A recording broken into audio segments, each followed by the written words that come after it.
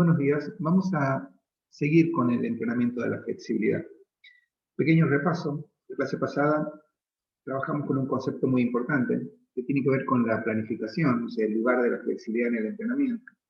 Lo primero es la primera frase que tienen en el apunte, que ya lo tienen, que es: la flexibilidad es una capacidad motora condicional y como tal es determinante en la motricidad de las personas en general y de los atletas en particular.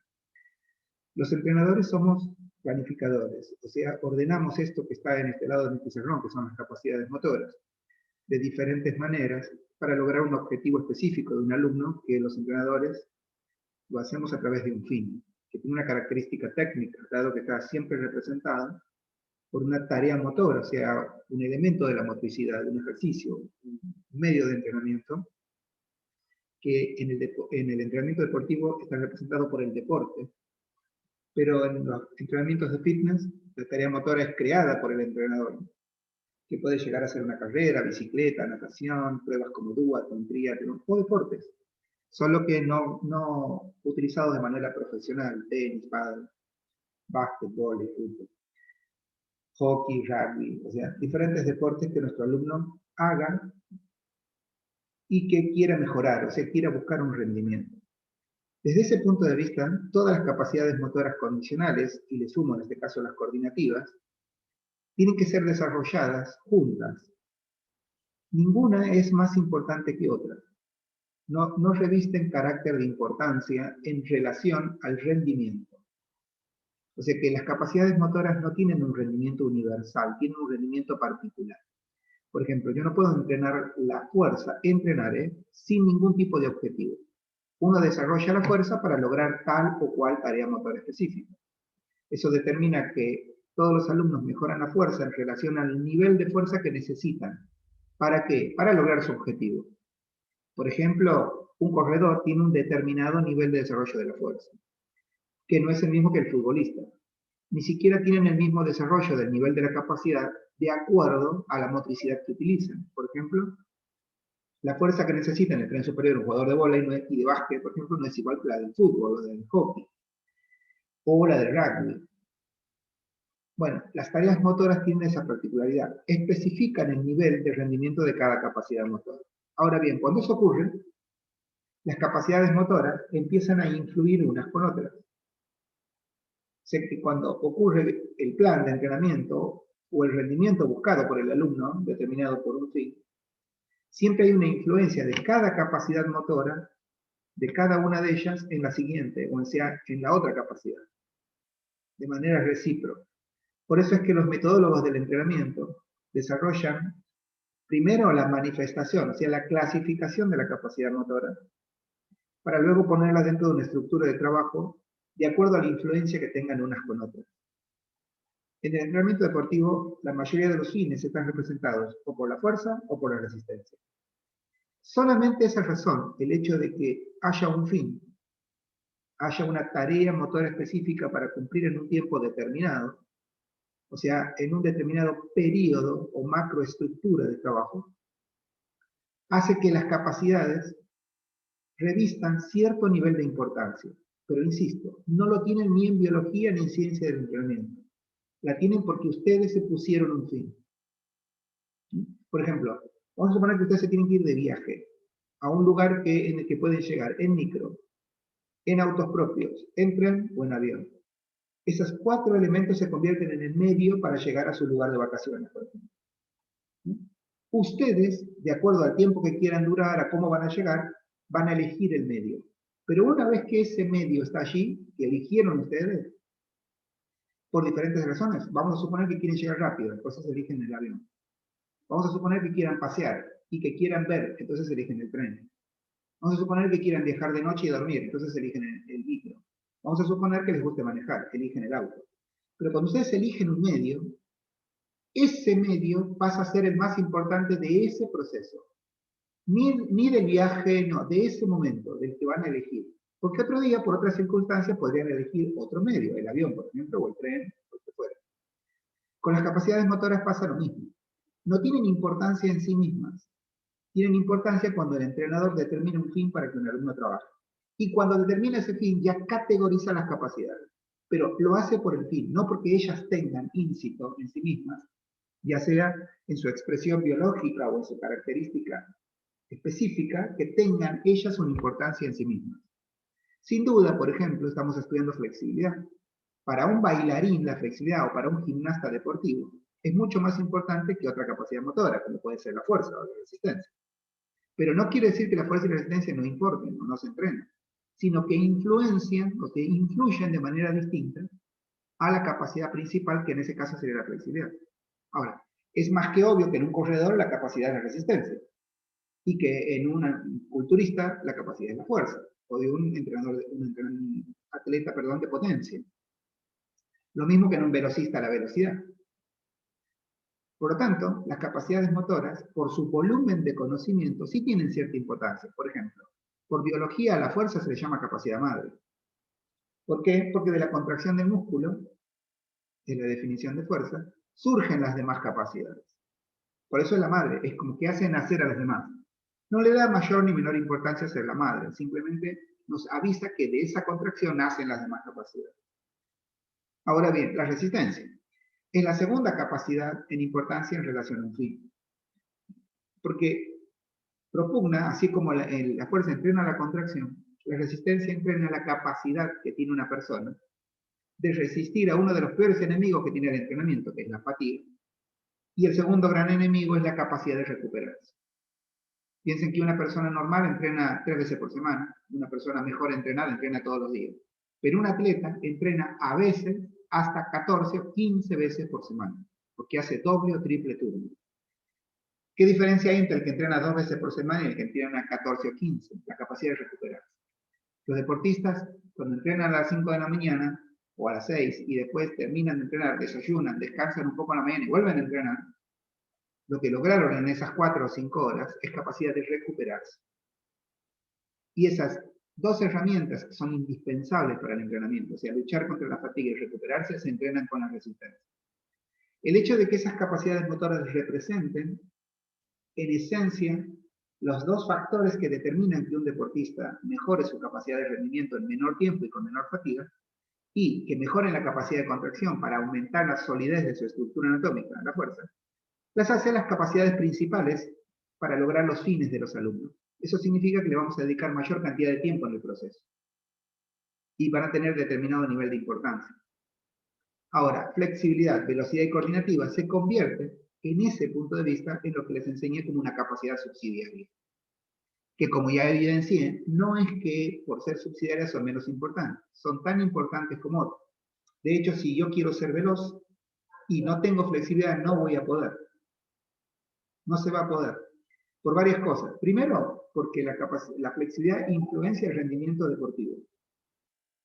Porque propugna algo muy importante cuando entreno, la economía de esfuerzo. O sea, gastar menor cantidad de energía, ATP, para lograr el objetivo que busca mi alumno. Después, todos los cuerpos, nos enseñó Serge, todas las estructuras anatómicas se recuperan. Solo que la flexibilidad permite acelerar el proceso de recuperación. ¿Mm? Luego, esas son las influencias de la flexibilidad en el rendimiento deportivo. Sin duda, entrenar implica usar todos los tipos de neuronas, fundamentalmente las sensitivas, y trabajar sobre los tejidos conectivos, que es por donde viajan los nervios. Por lo tanto, siempre el entrenamiento tiene dos tipos de dolor. El inmediato, que es mientras estoy haciendo el ejercicio y unas horas después, y el diferido, que se aparece 24 o 48 horas después. El entrenamiento de la flexibilidad alivia ese dolor muscular. O sea, un buen nivel de flexibilidad en un deportista no solo le permite, como les dije antes, economía de esfuerzo y acelerar los procesos de recuperación, sino que también alivia el dolor creado por el entrenamiento. En el rendimiento deportivo eso es lo que permite que una persona entrene más o menos veces por semana. Ahora bien, no solamente influencia la flexibilidad en el rendimiento, sino también en las capacidades, ya que la flexibilidad permite que el alumno que está entrenando sí o sí la fuerza, porque necesita mayores niveles de fuerza máxima, también necesita buenos niveles de estiramiento muscular y estiramiento articular, para lo cual el nivel de motricidad de sus articulaciones tiene que ser elevado. Las razones, la vimos la clase pasada, pero efectivamente un buen nivel de flexibilidad permite un músculo flexible, un buen estiramiento y almacenar energía elástica. También se utilizan más unidades motoras cuando el alumno es más flexible, justamente por eso, porque cuando se alarga el músculo previo a la contracción, aumenta el recorrido y hay mayor aplicación de fuerza, justamente por la utilización del músculo de la fuerza o de la energía elástica. En realidad, también la economía de esfuerzo sirve a la fuerza, dado que el atleta puede entrenar más. Ni qué decir con la velocidad, si tengo un atleta velocista. La zancada en la carrera, los niveles de estiramiento y acortamiento, la amplitud articular está beneficiado por la flexibilidad. O sea que influencia también en la velocidad como capacidad condicional y obviamente la resistencia. Sobre todo en la economía del trabajo y en la recuperación. Ahora vamos a dedicarnos a trabajar. Entonces, eso fue nuestra clase pasada. Dediqué estos 13 minutos a hacer una pequeña síntesis de cómo hemos trabajado en la clase anterior, porque es muy importante para un alumno que va a estudiar la flexibilidad, unirla siempre al entrenamiento deportivo. Se los conté, no es una capacidad que sea muy entrenada. Es difícil entrenar la flexibilidad, no solamente porque no hay mucho estudio técnico referido al lugar en el plan, se darán cuenta que nosotros, hay autores que lo han hecho, pero no hay una cultura de entrenar la flexibilidad en el entrenamiento deportivo, sobre todo en la Argentina, sí en otros países, sí en otros deportes. Vamos a empezar a ver cómo entrenamos. Vamos a usar para esto dos autores, que son Di Santo, que es un cordobés, y Dantas, un brasileño. San Pablo, Universidad de San Pablo. Universidad de Río Cuarto, el profesor Di Santo. Ellos le llaman posibles formas de trabajo a las formas en las que entrenamos la flexibilidad. Vamos a ir hacia ese concepto que es el entrenamiento de la flexibilidad. Lo primero que plantean ellos es que, como posibilidad de trabajo, dicen en su apunte, hace referencia a las grandes vías o alternativas de entrenamiento o fomento, le llaman ellos, de la flexibilidad.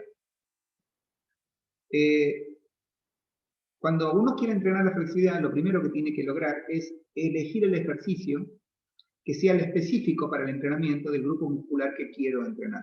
Y ahora voy a hacer una salvedad. Ustedes saben que en esta aula virtual hay dos tipos de alumnos.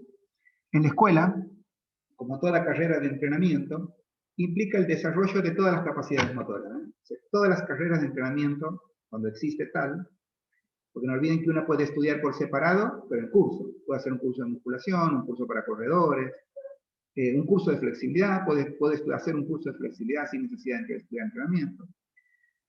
Pero una carrera lo que enseña son todas las capacidades motoras, enseña la planificación y enseña cada una de las manifestaciones, sus medios y sus métodos. De tal forma que cuando un entrenador egresa es capaz de estudiar todo. Ahora bien, en el plan de estudio de EGP, nosotros estudiamos un cuatrimestre exclusivamente de fuerza y toda su base científica. Cuando estudiamos la fuerza, como entrena el aparato locomotor, entonces en ese momento, en el área teórica, estudiamos justamente la motricidad humana.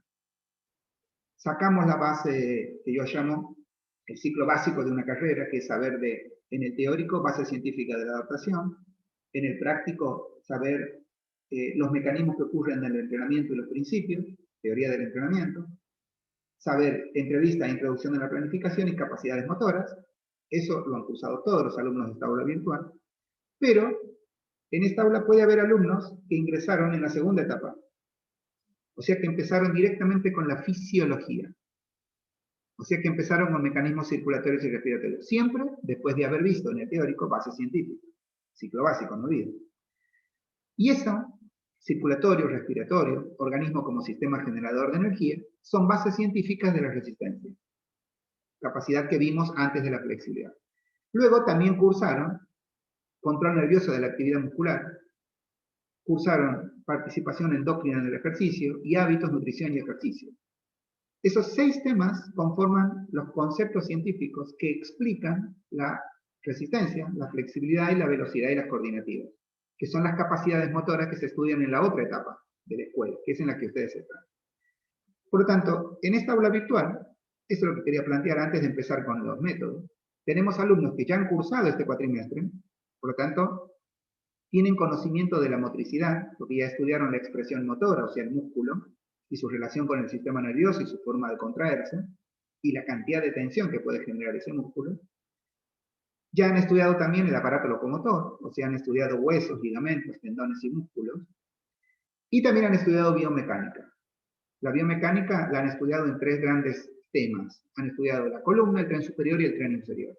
Y allí estudian qué movimiento puede realizar cada articulación, y allí también han aprendido qué músculos mueven o al contraerse producen el movimiento de cada articulación.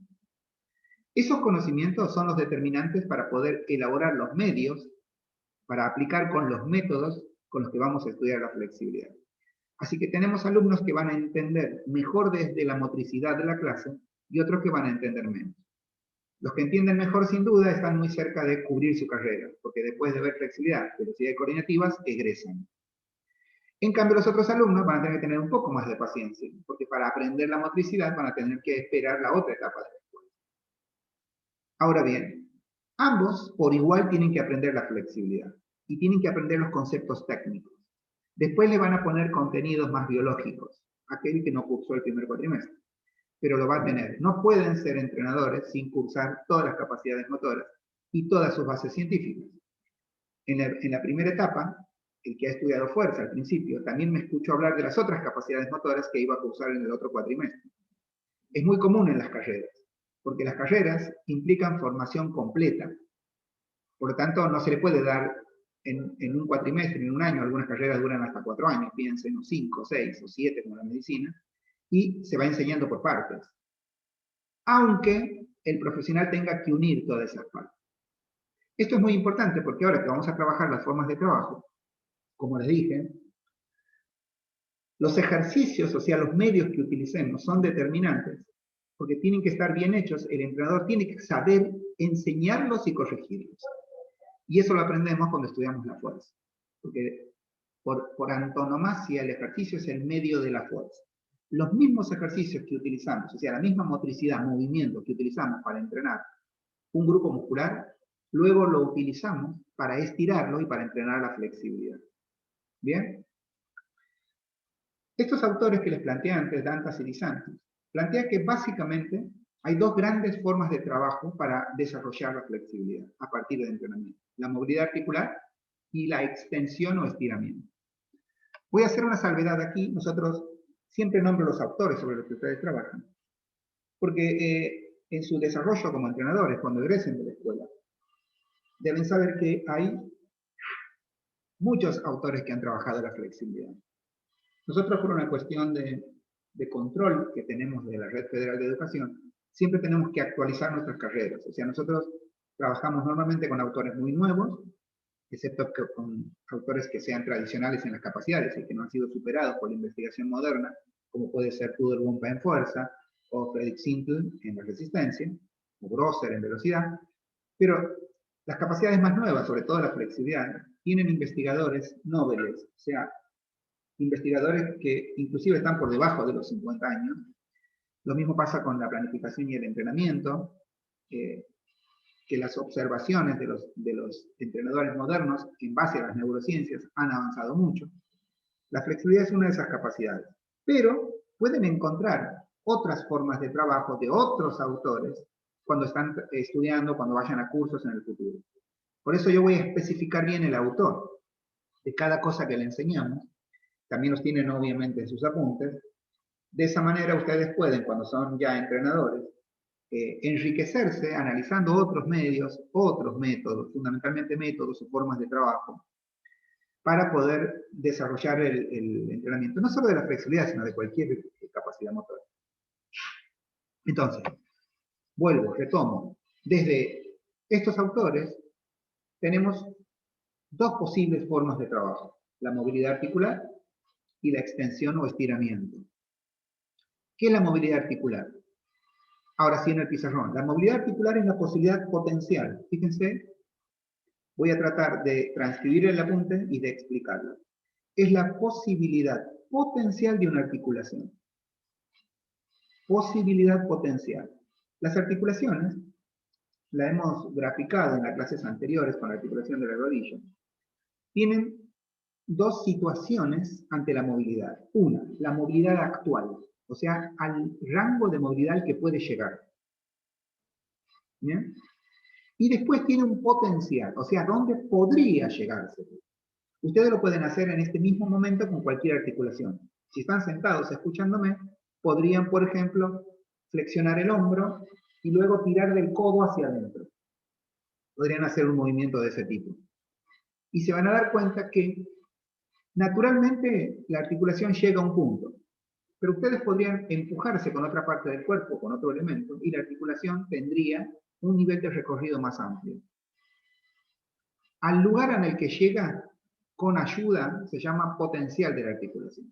O sea, todas las articulaciones tienen un potencial al cual se va llegando muy de a poco cuando se la entrena.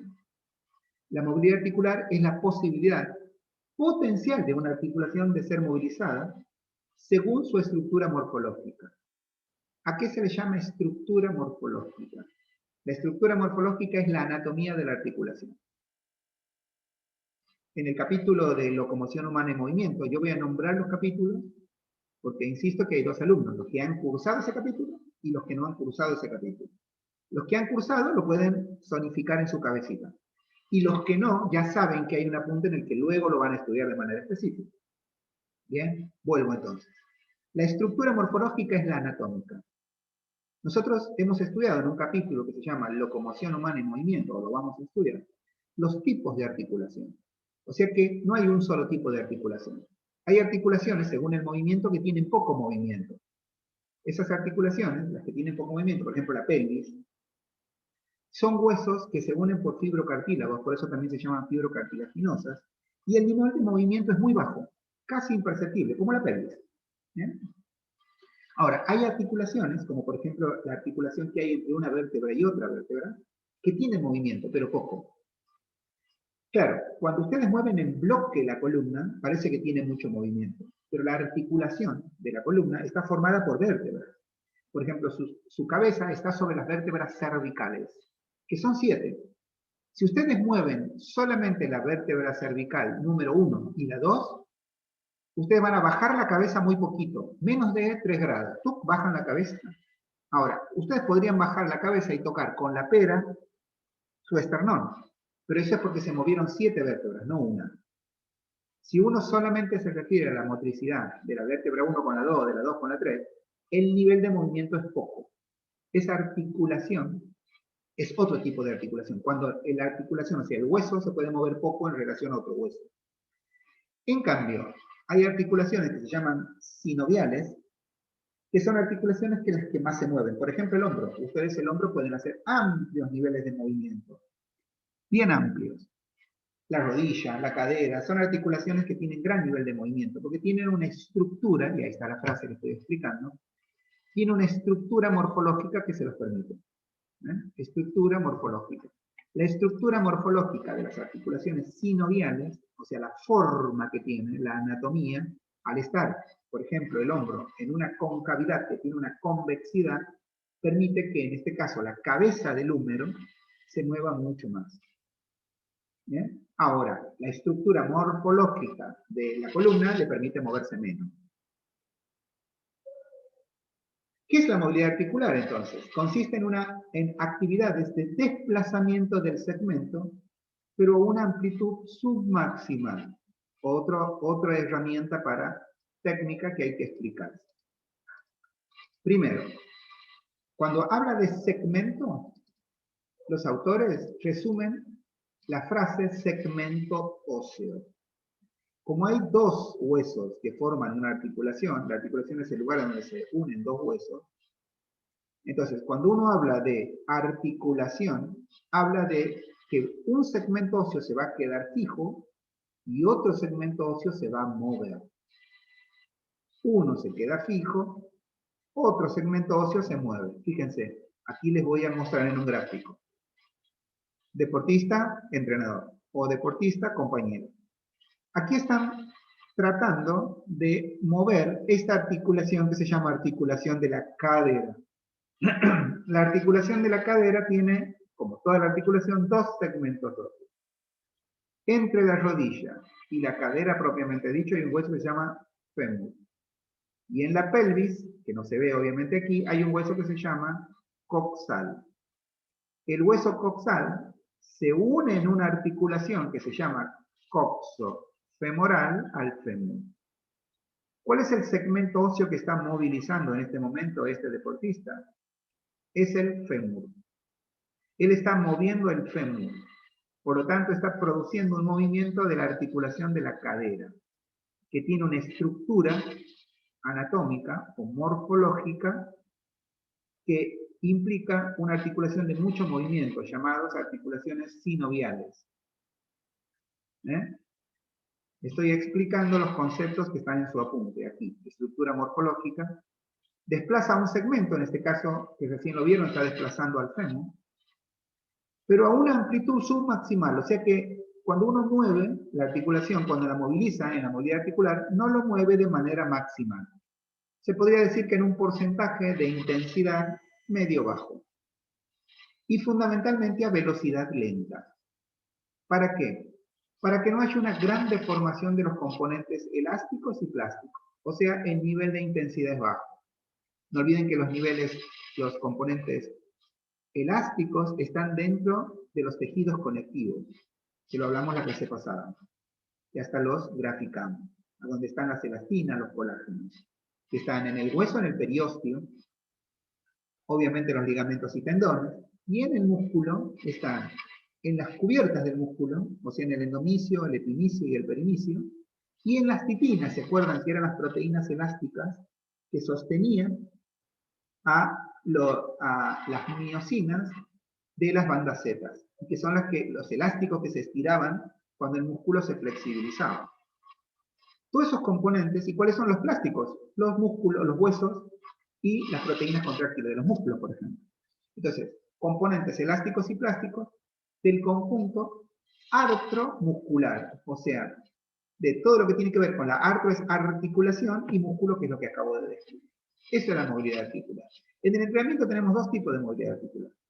La movilidad articular general, que es cuando la articulación se mueve uniendo todos los movimientos posibles. Por ejemplo, el hombro sería una circunducción o un balanceo. Y tenemos movilidad articular de tipo especial o movilidad articular específica. ¿Cuál es esa? Son los movimientos que la anatomía ha pensado para esa articulación. Por ejemplo, el hombro se puede hacer una flexión, una extensión, una hiperextensión, una abducción, una aducción.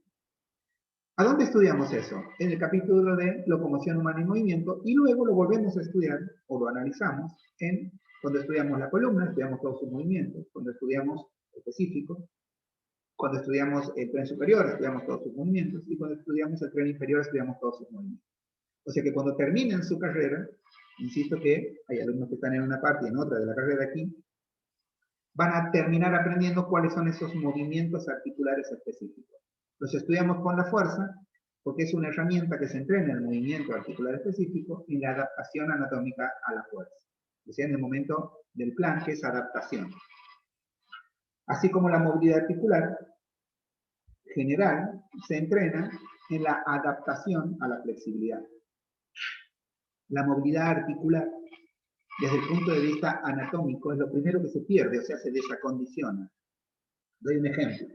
Cuando un alumno, como ustedes, estudia, en este momento están al frente de una computadora, pero si no estarían en la escuela, y este pizarrón que está aquí sería el pizarrón del aula, pero ustedes están sentados, con los codos apoyados, su cadera también, su espalda apoyada en su banco, y están escribiendo. Todas las articulaciones están inactivas. Si este sería un cursado presencial, ustedes estarían sentados en bloques de hora, hora y cuarto, con 10 a 15 minutos de recreo durante 3 horas, en cursados de mixto, o 4 en cursados presenciales. Porque el cursado presencial sin tener un cursado mixto es de 4 horas en escuela. El cursado presencial con protocolos y demás es de 2 horas y media, 3. Y cuando hay aislamiento, como el que estamos viviendo, aviso a los que están escuchando esta clase en otro momento, que estoy grabando un 24 de marzo, digamos. Por lo tanto, estamos en etapa de aislamiento. Entonces, esa clase ahora duraría 1 hora y media, por ejemplo, presencial. Todo ese tiempo, y piensen en un oficinista que está entre 4 a 8 horas sentado. ¿Qué le ocurre a la anatomía en ese momento?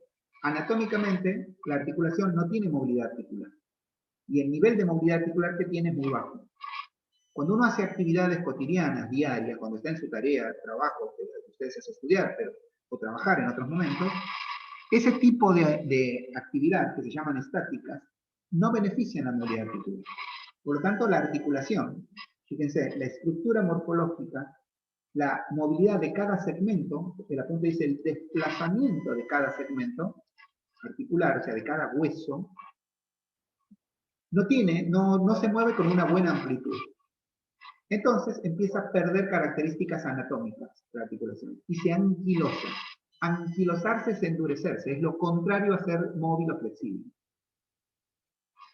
Entonces, ¿cómo debería empezar a adaptar el entrenador a ese nivel de movilidad? Y de a poco, como dice aquí, primero con amplitudes submaximales, sin exigir mucho la articulación, porque se tiene que adaptar, porque la vida o el deporte específicamente la desadaptan. Este concepto es muy importante para cualquier entrenador, porque el entrenamiento de cualquier capacidad motora no empieza sin su previa adaptación. Hay que adaptarlo primero. Entonces, va a haber una amplitud submaximal, la velocidad va a ser lenta en la movilidad articular, no hay una gran deformación de componentes elásticos y plásticos, se busca regresar al nivel de movilidad que la articulación ha perdido, ya sea por la vida cotidiana, el sedentarismo o el deporte propiamente dicho, para que las articulaciones y los músculos puedan volver a desarrollar el nivel de estiramiento que tenían o lograr su rendimiento. Lo cual lo vamos a lograr con la segunda forma de trabajo que tiene la flexibilidad, de acuerdo a estos dos autores, y Santo Dantas, que es la extensión o estiramiento, que ya no consiste en mover de manera dinámica la articulación, sino mantener en una posición durante cierto tiempo, esto es lo que va a determinar el método con el que está entrenando el alumno al tiempo, con o sin insistencia, o sea, podría o no insistir en ese lugar al que llegó mi articulación, porque ahora mi objetivo ya es ejercer un efecto deformante de los componentes tanto elásticos como plásticos del músculo y la articulación. O sea, lo que no quería lograr en la movilidad articular, en la segunda forma de trabajo ya lo quiero hacer de manera bien específica. ¿Por qué? Y porque ahora quiero catabolizar para que después se anabolice y rinda, o sea, mejore las características las características del ser vivo. Estímulo, el estímulo activa un metabolismo, el mecanismo que primero se activa es el catabolismo, luego viene el anabolismo y el crecimiento que implica mejora. Preparo primero las estructuras artromusculares con la movilidad articular para luego desarrollarlas, o sea, para mejorarlas, para lograr el rendimiento.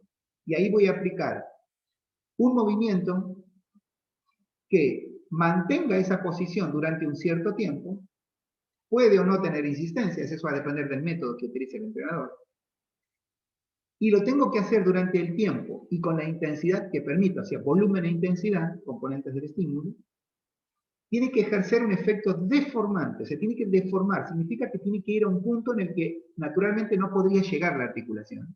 Y ahí deformo los componentes. Deformar es catabolizar. Componentes elásticos, o sea, las proteínas elásticas, de todas las proteínas elásticas involucradas, no olviden, todos los tejidos conectivos, en todas sus formas, periósteo, tendón, ligamento, y plásticos del músculo. Y también las articulaciones. No solo el músculo, sino también la articulación. Por eso es que el estiramiento, que es la herramienta de entrenamiento que tenemos los entrenadores, puede ser estiramiento, si me concentro directamente en el músculo, será estiramiento muscular, o si utilizo el método para estirar la articulación, será estiramiento articular. El estiramiento muscular es mucho más benigno, ¿bien? Porque el estiramiento muscular tiene un potencial de acción mucho más elevado, en cambio el articular mucho menor. Mucho menor. De hecho, los trabajos en general, los trabajos se diferencian mucho en cuanto a su volumen, a su intensidad, y tiene que ver con eso. Una cosa es mantener durante un tiempo corto y otra cosa es un tiempo largo. Cuando uno quiere, el músculo normalmente tiene estiramientos, primero voy a hablar en general, de hasta, empezando en 8 segundos hasta 30, 45 segundos. En cambio, para que el que se deforme sea la articulación, tengo que sobrepasar por mucho ese tiempo y llegar casi al minuto del estiramiento. No es que cambie el medio, cambia el método. Pero si ustedes se dan cuenta, no puedo hacer estiramiento articular si antes no hice muscular, y no puedo hacer muscular si antes no tengo una movilidad de mi articulación, o sea, el componente artromuscular preparado para amplitudes submaximales. Porque aquí la amplitud va a ser maximal, lo máximo que pueda el alumno, ¿no? Por eso el estiramiento muscular apunta a los componentes del músculo en sí mismo, por ejemplo, la estitina, lo referido al músculo, los tejidos conectivos endomicio, perinicio, epimicio, lo referido al músculo. En cambio, el articular es la articulación, o sea, voy a trabajar sobre el periósteo, el hueso, voy a trabajar sobre el ligamento, sobre el tendón y sobre las cápsulas articulares. ¿Bien? O sea, los componentes articulares, el estiramiento articular. Ahora bien, en realidad cuando uno quiere trabajar tanto el estiramiento muscular o articular, la clasificación, o sea, cómo se clasifican las formas de trabajo, son similares. Solo que Di Santo y Dantas lo trabajan con la clasificación del estiramiento muscular. Luego vamos a ver que se aplican en el articular también. Hay dos alternativas bien diferentes en esto, y tiene que ver con el nivel de intensidad que alcanza. Entonces, primero tenemos la elongación como una forma de estiramiento muscular, y luego tenemos la flexibilización como forma de estiramiento muscular. ¿Ven? Aquí están las dos. Una es submaximal, o sea que vendría a ser la elongación. En lo único que se diferencia de la movilidad articular, porque ambas son submaximales, es también en el tiempo y en la forma. O sea, uno puede mover una articulación, movilidad articular, de manera general y específica. Cuando es específica, es la base de la elongación. Solo le aumento segundos. Por ejemplo, la movilidad articular submaximal se hace en la movilidad articular específica entre 6 y 8 segundos. En cambio, la elongación se trabaja de la misma manera, con desplazamiento del segmento de amplitud submaximal a velocidad lenta, sin gran deformación de tejidos elásticos y plásticos, pero ya más 10, 12, 14, 15 segundos según el alumno. O sea, lo hago un poquito más intenso, a pesar de que la estructura del movimiento es la misma. Lo que cambia es la flexibilización, porque ahí tengo extensiones maximales. O sea, se acabó la amplitud submaximal. La amplitud es maximal, es lo máximo que puede extender mi alumno, a lo máximo que puede llegar la articulación de mi alumno. Llevo un segmento óseo al máximo, y ahí lo sostengo. Y también voy a aumentar la intensidad. ¿Sí? O sea que, en el gráfico, que ya lo hemos visto, que está aquí, cuando un alumno trabaja, esta posición, por ejemplo, fíjense, la posición en la que está el alumno asistido por un compañero o un profe, es la misma a la que puede llegar solo, ¿ven? Si yo querría, vamos a suponer este gráfico ahora, vamos a suponer que este es el lugar en el que el alumno puede llegar solo, sin la asistencia de este entrenador o este alumno. Bueno, aquí se entrenaría el submaximal. Y cuando ya es maximal, este señor, que vendría a ser el ayudante, va a aumentar y va a llevar la articulación a su máximo potencial. En este caso siempre se está moviendo el fémur. Piense que podría hacerlo con el hombro, con la rodilla, con cualquier articulación. Pero solo para que lo entiendan, esto sería la movilidad del fémur. O sea, está el segmento óseo a movilizar aquí es el fémur. Y la articulación sobre la que trabajamos es la cadera, que técnicamente se llama, ya lo dije, coxo, que está en el hueso coxal, femoral. Articulación coxo-femoral o cadera. Bien. Perfecto. Esto me lleva a los métodos. Entonces, Di Santo y Dantas, para repasar, dicen que tenemos dos formas de trabajo, movilidad articular y extensión o estiramiento. Y que el estiramiento puede ser muscular o articular. Y que el estiramiento muscular se puede desarrollar con elongación, que son extensiones submaximales, y flexibilización, que son extensiones maximales. ¿Con qué método se desarrolla? Estos autores plantean dos grandes métodos. Los autores dicen, bueno, se dividen en dos grandes grupos, perdón, los métodos, los dividen en grupos, que ellos mismos les llaman grupos elementales.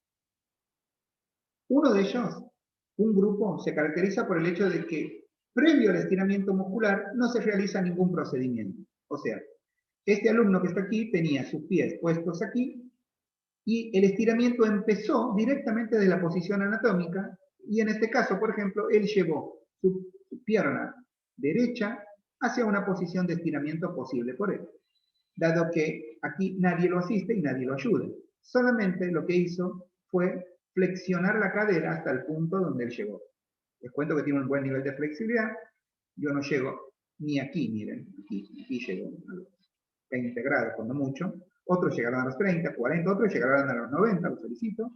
Pero él sobrepasó, solo supuestamente. Él está estirando la parte posterior de la pierna, que es la parte que está hacia la cola, hacia la espalda, y está haciendo fuerza con los músculos anteriores. Está haciendo una contracción concéntrica con estos músculos. Y eso permite que la pierna suba con la rodilla extendida hasta este punto, hasta este lugar. ¿Bien? Esto está haciendo. ¿Cómo lo está haciendo? Ese grupo está caracterizado, como dice el pizarrón, de que previo estiramiento no se realiza ningún procedimiento para desencadenar nada. O sea, no hay desencadenamiento de reflejos o efectos inhibitorios, nada. Ningún procedimiento para desencadenar ni reflejos o efectos inhibitorios.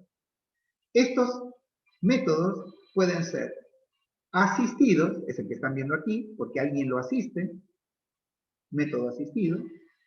Puede ser un método no asistido, o sea, es este, no asistido. Puede ser estático, o sea, así como está aquí, pero puede ser dinámico, que sube y baje, como aquí, sube y baja, vamos a suponer, pero sin él, o con él, no importa. Porque puede ser estático o puede ser dinámico.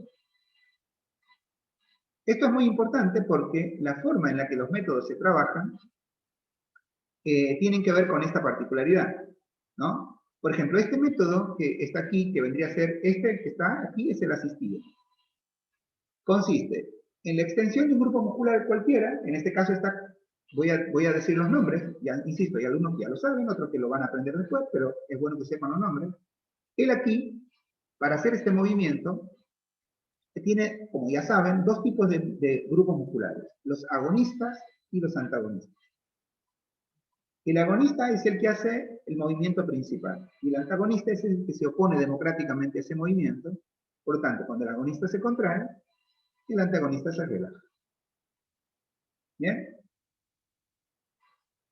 Cuando el método es asistido, como el que está aquí, es extender un grupo muscular, en este caso está extendiendo al grupo muscular glúteo e isquios. El glúteo y el isquio están siendo extendidos. Algún tipo de ayuda o colaboración, profe o alumno, lo tiene aquí. Estoy trabajando sobre el texto de su apunte. ¿Bien? Y esto permite el incremento de la amplitud del recorrido. Que este sería el ejemplo, paso al tercer dibujito. O sea, el alumno llegaba aquí y gracias a él tiene esta amplitud mayor. Incremento de la amplitud del recorrido. La distancia que llega una articulación desde la posición anatómica hasta la posición final se llama recorrido articular. Si bien este tipo de ayudas o de asistencias se las suele denominar externo o exógeno, se puede dar el caso en que la contracción muscular del propio ejecutante sea el factor de movimiento en sí. En definitiva, que él mismo aquí llegue a la posición final. Sin embargo, de ninguna manera se trataría de un grupo muscular agonista que está estirando. Por ejemplo, si a este alumno llega hasta aquí, pero yo le pongo una banda aquí de goma y se la doy al propio alumno y él lleva, o sea que él mismo se asiste, pero igual el movimiento sigue siendo asistido. No porque haya una persona externa, se llama asistido. La flexibilidad hoy ha desarrollado diferentes tipos de materiales, de elementos, que permiten, es una soga, por ejemplo, que yo permito que mi alumno con una soga y con sus brazos, él mismo llegue a esta posición final. Sigue siendo asistido. Por eso los métodos asistidos siempre pueden ser con el propio peso corporal. Por ejemplo, si yo querría Si a este alumno lo pongo en el piso y para estirar los mismos grupos musculares hago que estire la pierna en el piso y que el que vaya sea el tronco, está usando su propio peso corporal para estirar más el músculo. O sea que se está asistiendo también, pero con su propio peso. Bueno, el caso del ejemplo, compañero profe puede asistir. Después, la inercia o el efecto previo. Por ejemplo, si este alumno para estirar esto hace un balanceo de las piernas, este alumno va hacia atrás y después va a ir hacia adelante. Al tener la fuerza elástica previa, el estiramiento previo, la pierna va a llegar más arriba. Eso sería el efecto de una contracción previa, habiendo incrementado la velocidad de movimiento. Es obvio que llegue más arriba. Y eso también facilita el logro de mayor movilidad articular, o sea, de una amplitud angular más alta, en este caso de la articulación de la cadera. Y también, lo acabo de decir, implementos adicionales, mancuernas, bandas elásticas, bastones, etc. Cualquiera de ellos. Y después también están las máquinas gimnásticas, máquinas utilizadas habitualmente para ejercicios de fuerza, multipolea, por ejemplo. Todo lo que sea una ayuda para que la amplitud articular gane, se utilizan los métodos asistidos. ¿Bien? Inclusive, la fuerza de otros grupos musculares del propio ejecutante, que sin ser los antagonistas de los extendidos, también pueden promover una acción de extensión diagonista. Pero en todo caso, el método asistido también puede ser ejecutado a distintas velocidades. Entonces, pueden ser, por ejemplo, estáticos. Aquí está, estático. Este es un movimiento no asistido, estático, ¿ven? Se quedó. Él va y se queda allí. Dinámico, que es cuando llega aquí y después se realizan insistencias, sube, baja, sube, baja, sube, baja. Pequeñas, no aceleratorias, sube, baja. Lentas, sube, baja. Procurando cada vez alcanzar mayores arcos de movimiento, o sea, amplitud articular. O puede ser combinados también. Se alternan de distintas maneras. Dinámicas y estáticas, y lo mantienen en su posición final. O sea, hago dinámico, estático, y lo mantengo. Muevo, muevo, muevo, mantengo. Subo, bajo, subo, bajo, mantengo. ¿Qué estoy haciendo allí? Combinando. O sea, yo lo puedo lograr al método asistido, perdón, estático, puedo hacerlo dinámico o puedo combinarlo. Obviamente las combinaciones tienen una cierta lógica, ¿no es cierto? Puedo hacer un asistido estático, o sea, asistido estático. ¿Cuánto? Cuando llega a la posición final lo dejo 8 o 12 segundos de extensión asistida. Cuando el apunte dice grupo muscular agonista, se refiere al grupo muscular principal de estiramiento. El grupo muscular agonista de este ejercicio es el glúteo y el isquiosural. ¿Bien? Eso es en el agonista. Los segundos se empiezan a contar cuando el alumno alcanza la posición final, o sea, la óptima amplitud del recorrido. Y para que el método se cumpla, luego esa posición no se debe mover. O sea, cuando mi alumno, no importa, él de aquí, lo asisto y llega aquí. Ahí espero 8, 10, 12 segundos. Ahora, también puedo hacer un asistido dinámico, otra posible combinación, en el mismo tiempo. Pero primero hago las insistencias, aquí lo hago insistir, subo, bajo, sería. Y siempre trato de incrementar un poquito la amplitud de ese arco articular.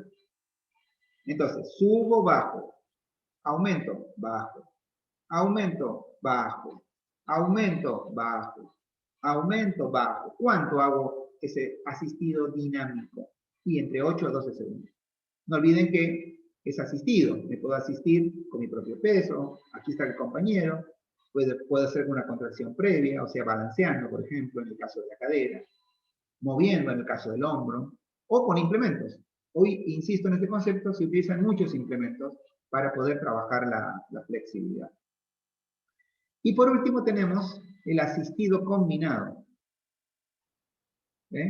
O sea, por ejemplo, sería este caso, en el cual yo hago un dinámico.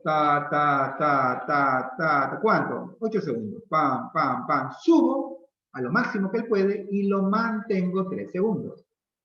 4, 5. Cuando estoy allí, insisto 3 veces. Insisto. Y después lo vuelvo a subir y lo vuelvo a mantener 3 segundos. Vuelvo a insistir 3 veces y lo mantengo. O sea que hay 3 formas de combinar a nivel las combinaciones de los estáticos y dinámicos. Asistido estático, asistido dinámico y combinado. Y en la combinación siempre mantengo, que sería el estático, muevo dinámico, pero mantengo entre 3 a 5 segundos. En el apunte tienen ejemplos de 3 segundos. Y obviamente de acuerdo al método va a ir progresando. Luego tenemos los métodos asistidos. A diferencia del no asistido, disculpe. A diferencia del asistido, aquí la amplitud máxima es alcanzada únicamente a la amplitud de la contracción concéntrica. Ahí está, por eso se los expliqué antes. ¿A dónde va a llegar esta pierna si no tengo compañero ni profe? Y va a llegar 2 elementos. Son la extensión de los músculos, o sea, el nivel de flexibilidad del músculo que quiero estirar, pero no es tan determinante como la fuerza agonista. O sea que ustedes aquí, en este movimiento, tienen 2 agonistas. El agonista de la contracción concéntrica, en este caso es el cuádriceps. Porque ustedes están flexionando la cadera. Y aquí hay músculos, uno se llama recto del cuádriceps. De los 4 que forman el cuádriceps, uno de ellos, que es flaco y largo y que llega hasta la rodilla, es el que permite que se flexione la cadera. Y en un lugar más chiquito, lo voy a hacer en el profe aquí porque me es más fácil, o sea, tienen músculos aquí en esta altura, ¿ven? Que son el psoas y el pectíneo, que están aquí. Esos 2 músculos, esos 3 músculos, psoas, aquí, pectíneo, aquí en esta región, recto del cuádriceps, aquí, y otro músculo que se llama sartorio, también que está aquí. Esos 4 músculos van a hacer fuerza para que se estire el glúteo y se estire el isquio. Esa fuerza se llama fuerza agonista. ¿Sí? Bien, contracción concéntrica de los músculos agonistas de la fuerza para estirar a los músculos agonistas del estiramiento. Parece un trabalengua. Pero si este movimiento se hace para estirar, con contracción concéntrica de los músculos antagonistas, ¿de quién? De los agonistas del estiramiento, que siguen siendo glúteos e isquiosurales. Bien, también llamado isquiotibiales.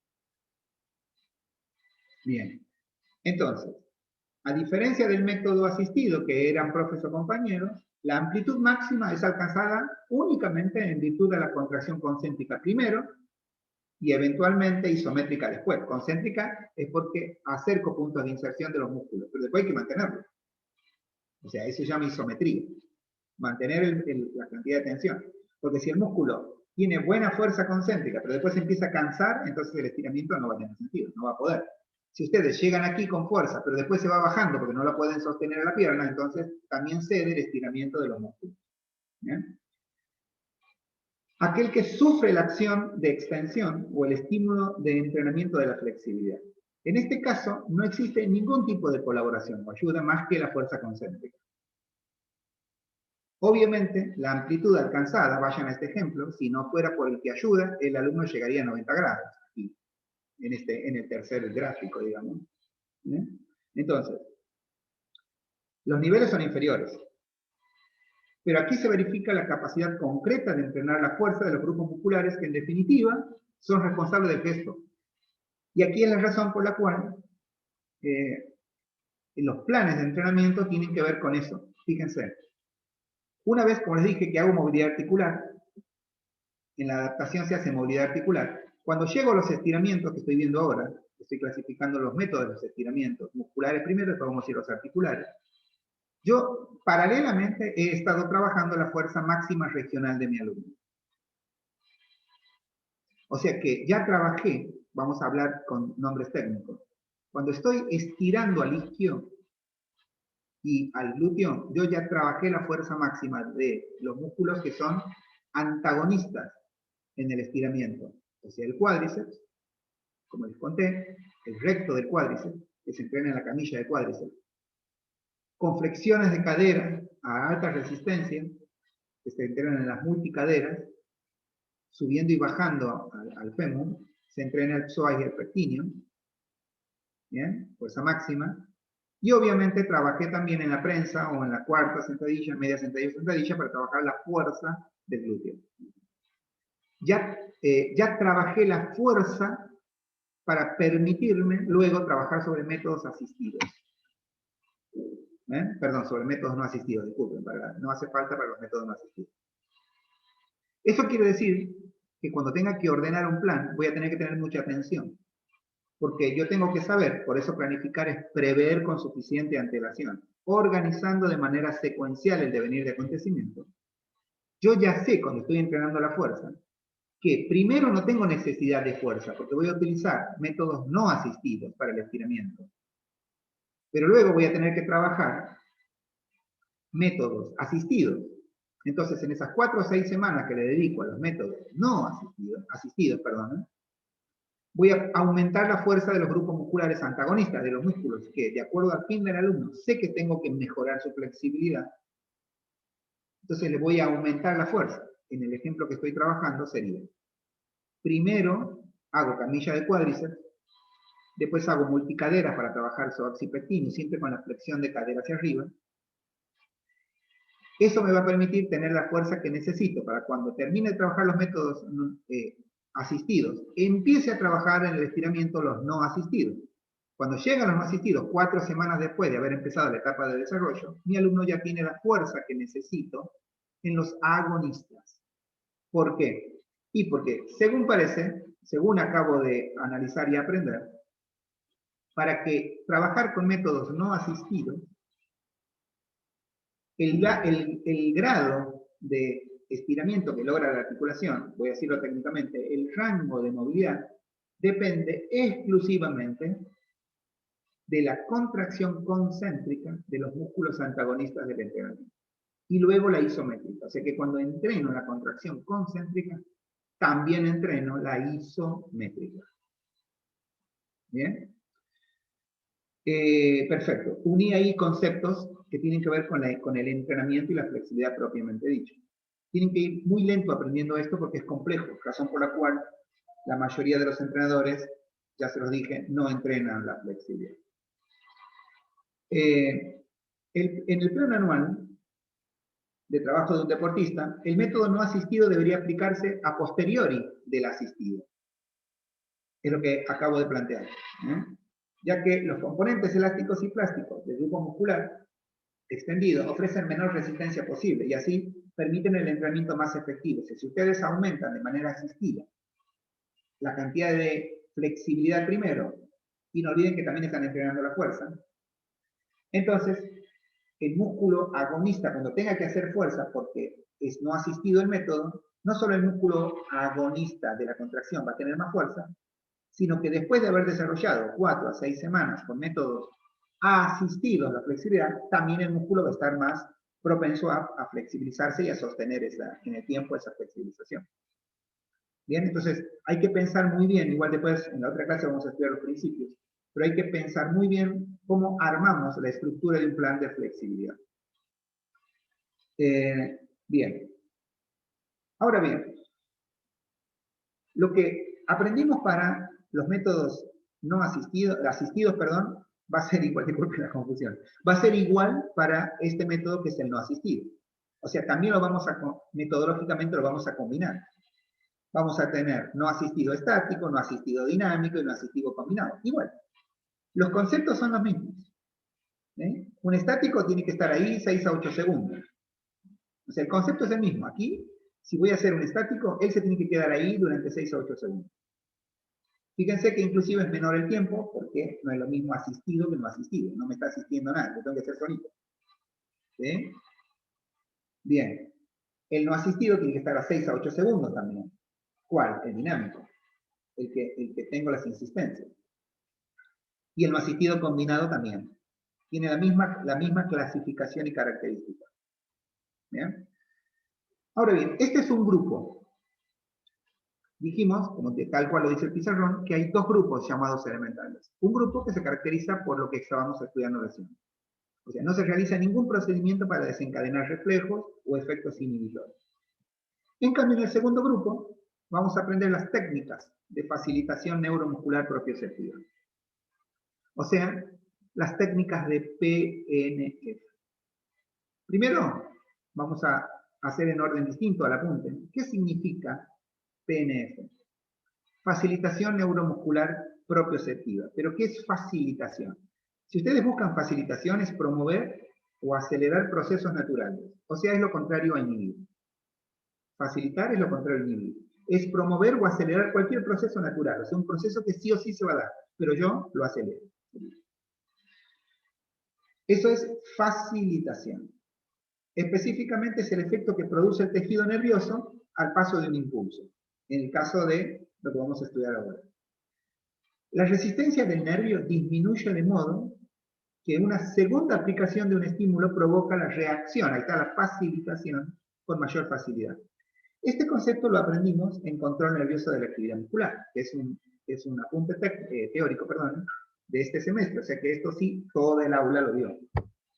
No importa cuándo haya empezado la escuela, si en el primero o en el segundo cuatrimestre. ¿Por qué? Porque control nervioso lo vemos en este semestre. Ahí aprendimos los reflejos, que está al final del apunte. Les pido que, así como a los alumnos que han cursado el primer cuatrimestre, vuelvan a sus apuntes de biomecánica y de locomoción humana y movimiento, también vuelvan a su apunte de control nervioso. El alumno que está en este cuatrimestre vuelve a su apunte de control nervioso, vuelve a estudiar los tipos de movimiento y estudia los movimientos voluntarios y los involuntarios y así el reflejo.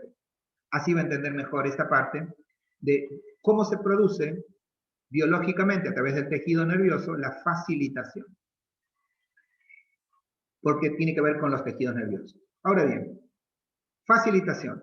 ¿Por qué es propioceptiva? Porque significa que recibe una estimulación dentro de los tejidos del propio, de ahí la palabra propioceptiva, receptiva es recepción. Recibe estimulación dentro de los tejidos del propio cuerpo. Un reflejo se da entre la médula y el músculo. Y está mediatizado por un órgano sensitivo, que son dos. O el uso muscular, que era un órgano sensitivo que sensaba, por una parte, el estiramiento, o sea, la longitud del músculo, y está dentro de las fibras musculares, y otro que está fuera del vientre muscular, pero dentro del músculo, que está en el tendón, que es el órgano tendinoso de Golgi.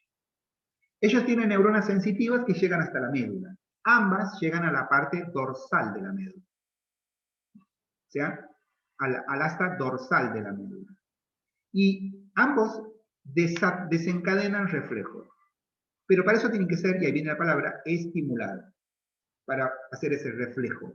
Ese reflejo hacía el de estiramiento, que el músculo se contraiga y no se siga estirando, porque siempre el reflejo es una defensa de la estructura anatómica, en este caso del músculo. Pero después está el órgano tendinoso de Golgi, que es el que se encarga de que el tendón sea el que se defienda. Por lo tanto, cuando ustedes hacen una contracción muy potente o muy prolongada en el tiempo, el órgano tendinoso desarrolla el efecto inhibitorio y hace que el músculo, sin que ustedes participen, de ahí es propioceptivo, recibe estimulación dentro del propio tejido, el órgano tendinoso es estimulado por la tensión que tiene el músculo. Entonces lo relaja al músculo. ¿Bien? Y obviamente es neuromuscular el PNF, porque todo es pertinente a nervios y músculos. Esa es la razón por la cual el método se llama técnicas de PNF. Ese método no es del entrenamiento, no nació en el entrenamiento. O sea, no viene ni de la educación física ni del entrenamiento. Lo tienen en su apunte, es creado por un médico, que es el Dr. Cava, que ha estudiado medicina y que luego se ha especializado en neurología clínica. Lo investigó en los años 30, en realidad cerca de 1935 más o menos. Era un prodigio de la medicina. Había hecho especializaciones y doctorados ya a los 29 años, piensen que se recibió de médico a los 22. Pero en el 54 se publica todas las investigaciones de Cava que él la utilizaba para diferentes patologías. Pero había descubierto lo que describí antes, que tenía que ver con cómo, ante estímulos internos, los músculos accionaban y reaccionaban. Él lo aplicaba de manera terapéutica solamente.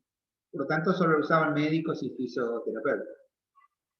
Sin embargo, después de la década del 60, Algunos preparadores físicos empezaron a ver que esas experiencias de investigación se podían llevar al estiramiento y la flexibilidad de los deportistas, porque simplemente los deportistas reducen mucho ante la potencia, o sea, todos los deportistas en la época y hoy también son de competición. El rendimiento más importante que tiene un deportista es en resistencia, fuerza y potencia. La potencia corta el nivel de la masa muscular y propone el envejecimiento y las lesiones articulares y musculares. Y los métodos en sí mismos son muy invasivos, tanto el asistido como el no asistido. El PNF tiene la ventaja de ser facilitado a nivel neuromuscular, o sea, utilizar un mecanismo interno del músculo.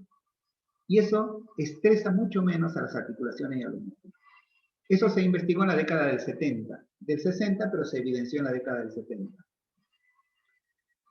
Por primera vez, un autor, Losborn, publica una técnica conocida como stretching, de ahí después el nombre de flexibilidad en inglés, que es stretching, que alterna un músculo a extender con periodos de contracción previa y con otros previos de relajación, aprovechando así la respuesta facilitadora. Por eso es que la técnica se llama PNF, o sea, facilitación neuromuscular propioceptiva. Obviamente la sigla está en inglés, ¿no? Por eso está como para nosotros al revés. Por lo tanto, las técnicas de PNF, que a diferencia de las primeras, sí utilizan, no olviden que en el primer grupo no utilizábamos nada interno, solamente era externo. Aquí al contrario se caracteriza porque, lo dice aquí, ¿por qué se caracteriza? Porque siempre, dice el apunte y el pizarrón, el estiramiento final está precedido por uno o varios procedimientos, cuyo propósito es promover a través del desencadenamiento de, ahí está la palabra reflejos, inhibitorios, la relajación muscular, haciendo la extensión efectiva. Ese es el beneficio que tiene. O sea que si yo querría, voy a estirar el mismo músculo que estaba estirando aquí, solo que ahora está dibujado, ¿eh? Aquí estaba estirando glúteos e isquios. Bueno, aquí el autor de estos gráficos está trabajando sobre solamente los isquios, llamados isquios, conocidos como isquios tibiales, llamado isquio sural. Quise poner un gráfico distinto al ejemplo que ustedes tienen como técnica 1, que está desarrollada por los profesores Di Santo y Danta. Esta técnica, las técnicas, son exclusivamente de Di Santo, luego él las comparte con Dantas en sus investigaciones paralelas, o conjuntas, en realidad, disculpen, porque él en el libro que tiene, que es propio, que está agotado y que no tiene reedición, él propone 30 técnicas basadas en las consignas que dijimos. 30. Les cuento algo para que sepan. ¿Por qué no están las 30? Porque primero está en su libro, y segundo que esa combinación, él siempre reconoce que hay que hacerla en función a un alumno específico, porque tiene que ver con características previas a la del alumno. O sea, no es que se utilizan las técnicas todas con todos. Tampoco hacen falta, porque el objetivo es uno solo, que está aquí arriba. El objetivo está en rojo aquí. Siempre busco un estiramiento final, o sea, el número 4. Estoy buscando un estiramiento final. ¿Qué es el estiramiento final? El máximo rango de movilidad al que puede llegar esa articulación. La articulación que quiero entrenar al alumno. Ese es el estiramiento final. Y para lograrlo, en vez de hacer insistencias y demás, lo que hace es hacer un procedimiento varios, de ahí que él pensó 30, les cuento que otros autores piensan muchos más, ¿no? Cuyo propósito es promover, pero a través de desencadenar reflejos inhibitorios, la relajación muscular. O sea, ¿cuál era el reflejo inhibitorio que relajaba el músculo? Bueno, si están haciendo fuerza, el órgano tendinoso de golpe. Porque si ustedes están estirando mucho, el reflejo es de estiramiento, o sea, es de contracción, perdón. O sea que se contrae el músculo. Cuando ustedes se está estirando mucho el músculo para defenderse, el sistema nervioso lo contrae. Es lo contrario de lo que buscamos. Aquí buscamos una inhibición. Y esa inhibición se puede lograr de varias formas. Todas esas formas que tienen, lograr esa inhibición, cuando se inhibe la contracción de un músculo, lo relaja. Y ahí aprovechamos para estirar. Eso es lo último que queremos hacer, un nuevo estiramiento. En el apunte ustedes tienen una técnica, primero voy a explicar la del apunte y les voy a combinar los gráficos. Primero hay una contracción isométrica del agonista. Estoy describiendo el ejemplo de su apunte, no el de aquí. O sea, en la primera técnica, Di Santo lo que hace es hacer una contracción isométrica del grupo agonista. Aquí, ¿ven? O sea que él quiere estirar el isquio.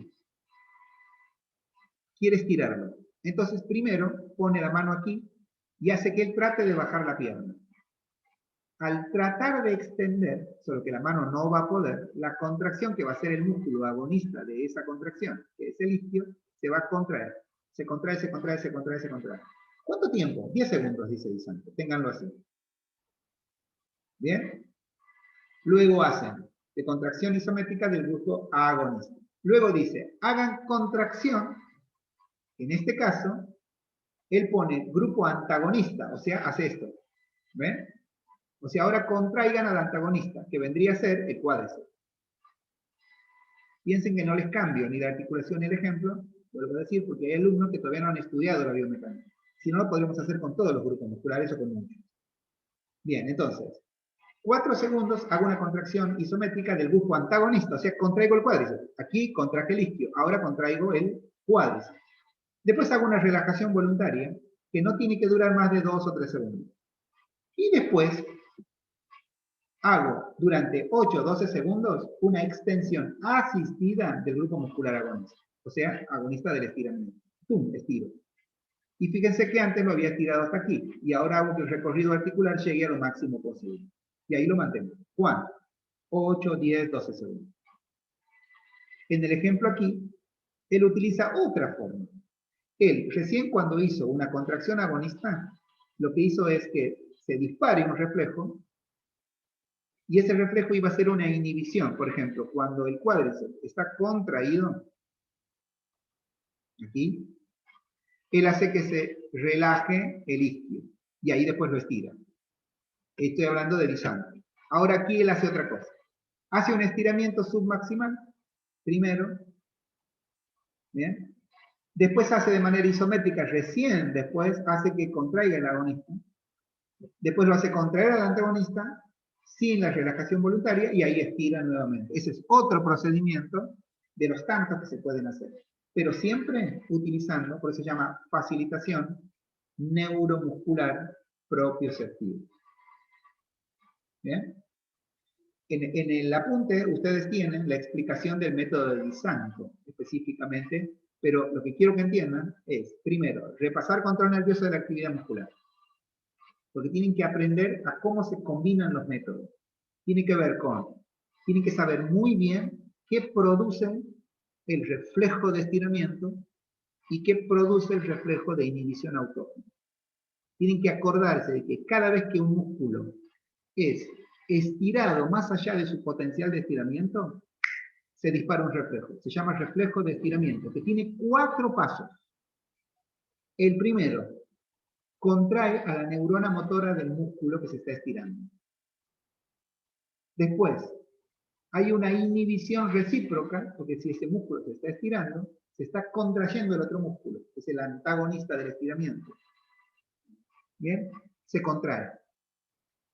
Y luego, el músculo, cuando se contrae, el músculo antagonista, se relaja. Y se relaja el antagonista y podría estirarlo yo luego, porque está bioquímicamente relajado, está neurobiológicamente relajado.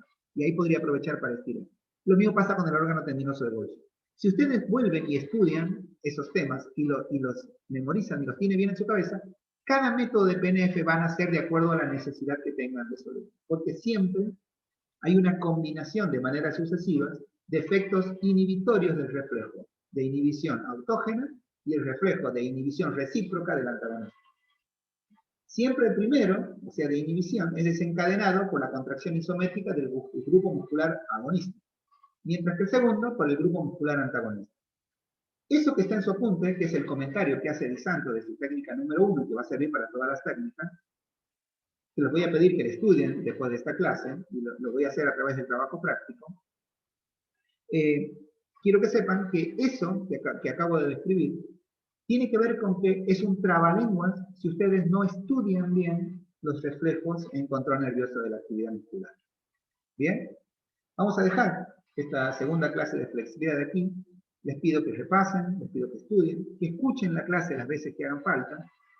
Vuelvo con el concepto que les planteé antes. La flexibilidad es una de las capacidades menos trabajadas del entrenamiento deportivo. Y se darán cuenta que tiene que ver con lo que acabo de hacer.